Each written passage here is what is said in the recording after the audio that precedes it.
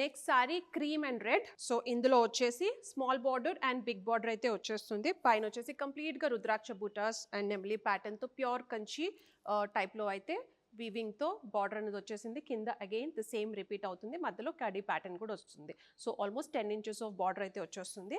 ఈ ప్యాటర్న్ చూసుకుంటే మీకు అగైన్ లీఫ్ అన్నది డిఫరెంట్గా ఉంది. సో ఒక్కో సారీకి ఒక్కో డిఫరెంట్ టైప్ ఆఫ్ లీవ్స్ తీసుకొని, these are all original leaves అండి. ఆల్ దిస్ ఏదైతే చేస్తారో ఈ శారీ అంతా వీవ్ అయ్యాక మనం లీవ్స్ అన్నది ఇలా ప్లేస్ చేసి శారీ మీద కంప్లీట్గా రోల్ చేసి బాయిల్ చేస్తారు. అది కంప్లీట్గా ఆ లీవ్స్ సారం అంతా దిగాక అప్పుడు శారీ బాయిలింగ్లోంచి తీసి అప్పుడు డ్రై చేస్తారనమాట. So these are all original leaves. Original leaves collect చేయాలి, దీని మీద పెట్టాలి, స్టిక్ చేయాలి అండ్ రోల్ చేసి బాయిల్ చేయాలి. So look at the beauty of this sari. ఇలాంటి సారీస్ కదా కట్టాలి. అండ్ దిస్ ఇస్ ద పళ్ళు, కంచి పళ్ళు. అండ్ బ్లౌజ్ వచ్చేసి కాంట్రాస్ట్ రెడ్ కలర్ ఈ బ్లౌజ్.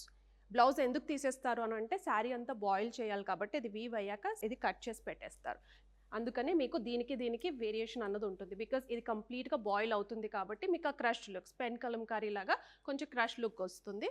సో ఇదేమో ఇలా ఉంటుంది. So this is all pure zari, pure Kanchi sarees with this beautiful organic concept.